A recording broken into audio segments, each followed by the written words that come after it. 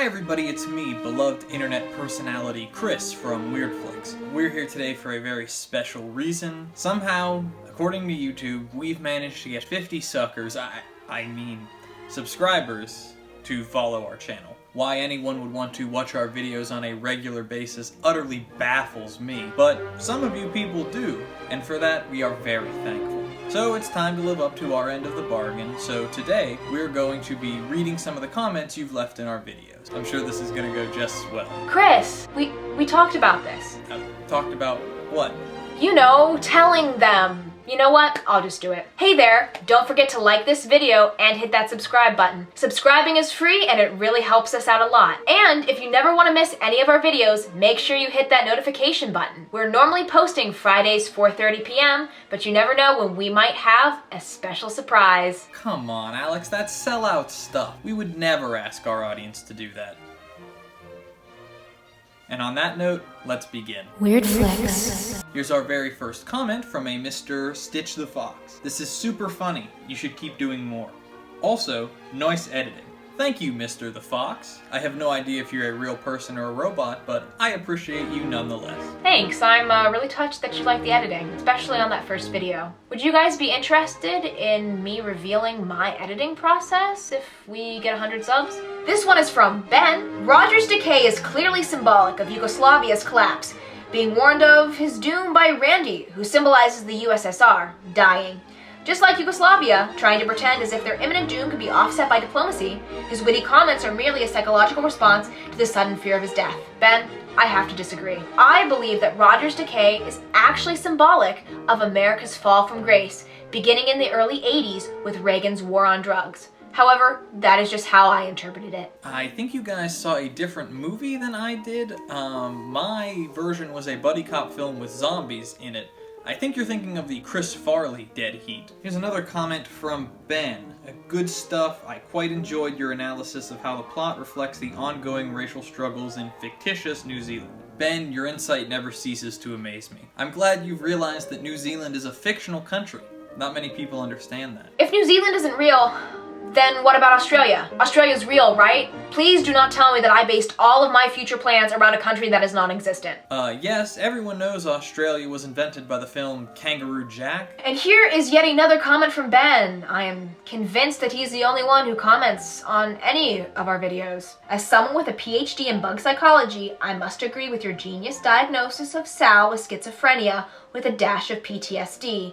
His disregard for Malaysian salamanders shows that some racist undertones were likely instilled in his third or fourth deployment in the Caterpillar Marines. Anyway, I must give you the utmost of props for your analysis of the ants' annoying shuffling sounds. I agree they clearly symbolize the painful monotony of life, as we all mindlessly wander through the same motions, much like an ant shuffling through the dirt. Who are we to pretend our existence has more significance than theirs? I wholeheartedly agree, Ben. Who are we to say that our lives are worth more? Who are we to say that we exist at all? What is the point of existence if Australia doesn't exist? And on that depressing and confusing note, let's move on. We have another comment here from Riley. Why the vampires like Kung Fu, they are not Kung Fu Panda? That's a great question. The answer is that Po from Kung Fu Panda is actually a vampire.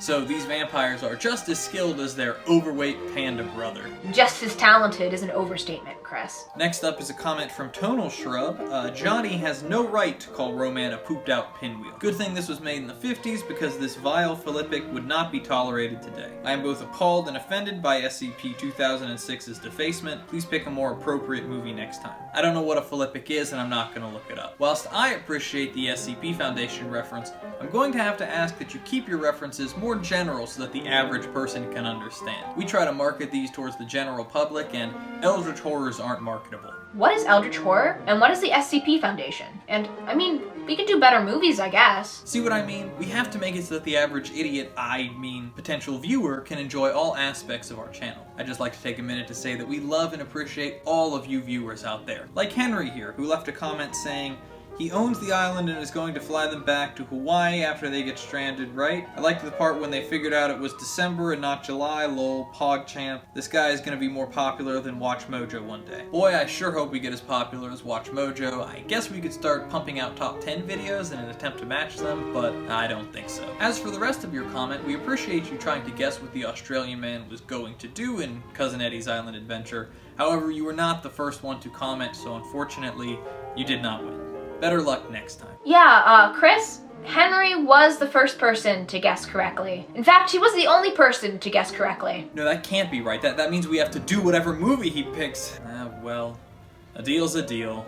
Contact us with what movie you'd like reviewed. Please, have mercy. Next up is Tonal Shrub, who asks, you mentioned that there are British people. Could you explain this concept to me? I'm not really sure what to make of it. I'm glad you asked, Tonal Shrub. According to my research, there used to be an island off the coast of Europe where they were technologically advanced and had an empire that ruled the world. However, they grew too powerful and the gods smited them down for their arrogance, sinking their island beneath the depths of the sea. The name of this island was Briel. Now, I believe that the man in this film was a descendant of someone who perhaps survived the fall of this civilization, making him a British person. Wait, no! That's where all the rich guys with the sexy accents come from! Or am I thinking about Australia again? No, you're thinking of Atlantis. That's a common misconception. Oh my gosh! Here's one from a sexy secret admirer. OMG, the voiceover chick sounds so hot. Heart eye emoji. Does anyone have her at? Alex, that was you. You keep commenting on our videos for some reason. Are you that desperate for attention? Shh! Chris! I thought we said we weren't gonna mention that! Yeah, so my Instagram is at a.von.briel. I'll have it linked below in the description. Also, while you're on Instagram, why don't you check out the Weirdflix page? It's at Weirdflix with an extra S at the end. I'll have that in the description as well. Another thrilling comment from our boy Ben Graham. He says, my guess for the rich Australian man's purpose. 1, diversity, but just among more types of white people. 2, to rescue them and tell them they've been in an inhabited island the whole time. For my reward, I ask that you watch and review this again, but in excruciating detail with conspiracy theories and intense literary analysis. Ben, fabulous analysis. However, since we've determined that Australia is not a real country, I believe that this character has a deeper meaning. I believe this character is here to show the lack of diversity, not just in this movie, but in the movie industry as a whole. There is no amount of money on earth that could get me to do a literary review of Cousin Eddie's Island Adventure. Here's an interesting one from Malachi. The banter between Chris and that chick was hilarious. 10 out of 10 would like to see them argue again. Really? We've been friends for 4 years. I brought you soup from Panera Bread, and not just any soup, the broccoli cheddar. And you call me that chick? Stop the camera, stop the camera. I need a moment, stop.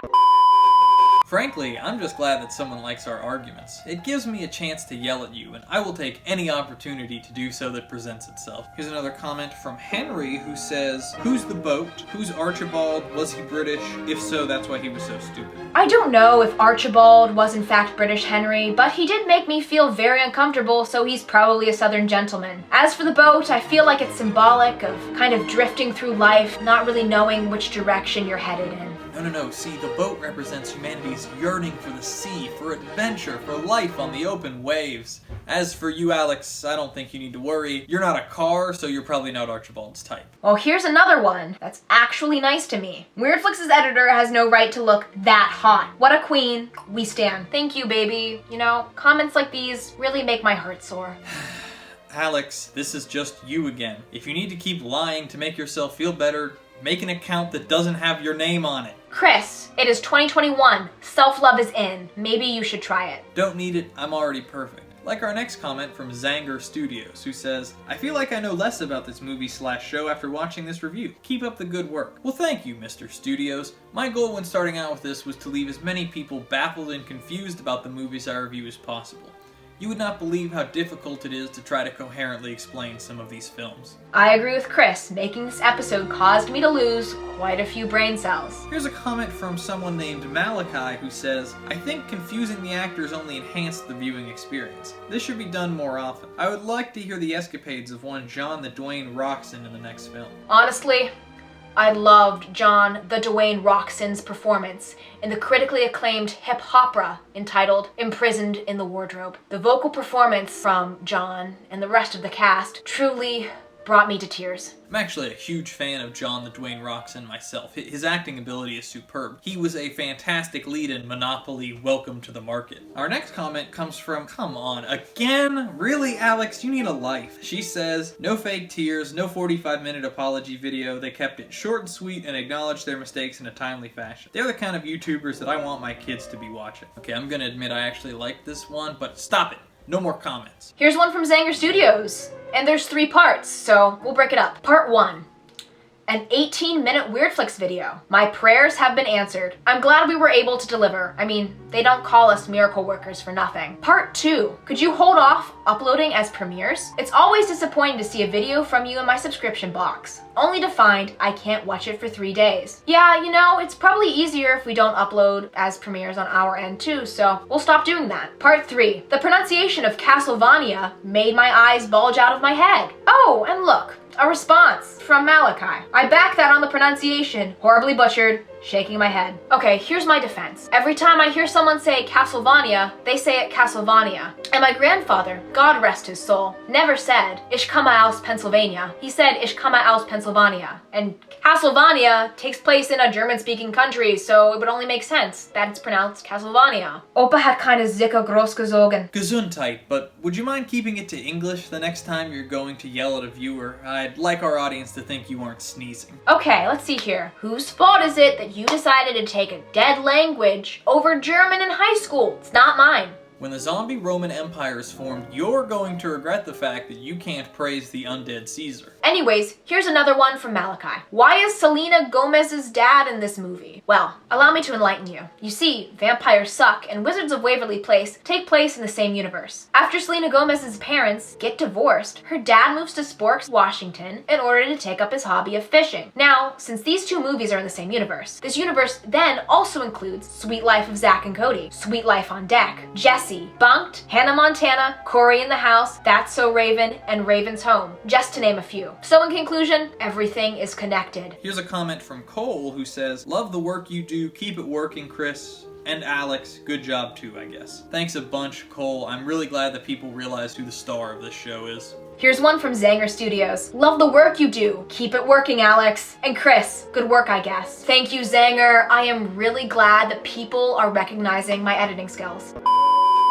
We here at Weirdflix are very appreciative for all of you who watch our videos and subscribe to us. We would not be doing this without you. Well, I would because I love bad movies, but Alex wouldn't. Without this, she'd probably just be watching Criminal Minds and fishing online for positive feedback. I mean, you're not wrong, Chris, and that's kind of scary. Maybe it's because today is day 322 of my self-isolation. Maybe we'll just never know. Well, whatever the reason, we'd like to take this opportunity to thank you all for 50 subs, and here's to another 50 more. I mean, we'd like more than 50 subs, but, you know, we'll take what we can get at this point. I hope you've enjoyed this very special episode, and remember, Weirdflix watches what no one else will.